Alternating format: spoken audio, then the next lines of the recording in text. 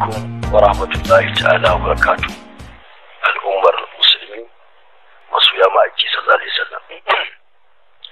Na amfani da wannan dama don wajjahar da roƙon alfarma guda biyu, ta ɗaya abun al'ummar musulmi musamman masoya da magoya baya, ta biyu abun ita gwamnatin wannan jiha ta Kano mai albarka.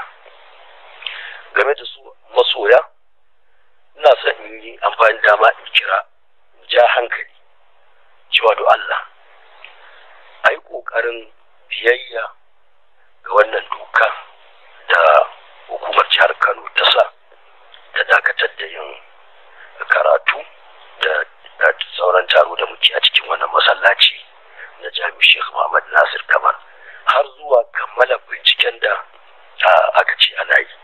Mutane su biyayya ga wannan umarni, kar a sami wata turzuma ko tunziri ko rashin da'a. Wannan shi kira na ga su al'umma. Ita kuma kira da nake ga hukuma, musamman shi mai girma gwamnan Kano Khadimul Islam, shi ne irin yadda yake kwatanta adalci, to ina roƙon da ya da tsayawa kan girba adalcin nan. Wannan al'amari da ya taso, hanyar warware shi na ganin mai sauki ce idan aka yi amfani da tsarin zama kamar yadda Allah ya faɗa, kul hatu burhanakum. Waɗannan bayan Allah da suke cewa ana faɗar maganganu na cin zarafi ko ga janibin ma'aiki ko ga janibin sahabbai, wanda ni kuma na ganin ko kusa ba haka bane. Waɗannan maganganu ni musa su ma nake a cikin littattafai suka zo, kuma littattafan nan akwai su a ko'ina, ban ƙara ba ban rage ban canja ba. Mai girma gwamna ya adalci.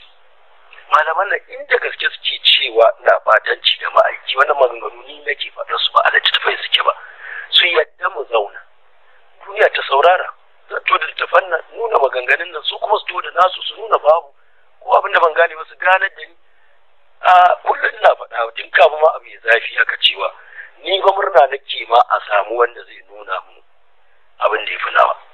Domin fahimtar nan a baya a kanta nake, ba kuma da daɗin rai na batta ba, kuma ina murnar in fahimci cewa abin nan da nake a kansa a baya shine gaskiya, da zuciya ɗaya Allah shine shaida. So idan suka yi wannan ƙoƙarin muka zauna suka fahimtar da ni wannan abin da ban fahimta ba, suna da alƙawari guna na karɓar abin nan kai tsaye, ga kuma babban lada da suke da shi na shiryar da ɗan uwansu musulmi. Kuma za Allah ya faɗa da an yaji Allah bika rajulan wahida khairul laka min humrin ni'am. Mutum ɗaya shirye da kai ya fi maka duk jajayen raƙuman duniya, wanda ni ɗin nan mutum ne daga irin wanda alƙawari ke gaskata kansa. Da aka kira na ga mai girma gwamna ya yi ƙoƙarin tsayi da adalci tsakanina da masu tuhume-tuhume. Duk inda za a yi a shirya zama na mutunci, cikin limana, cikin mutunta juna.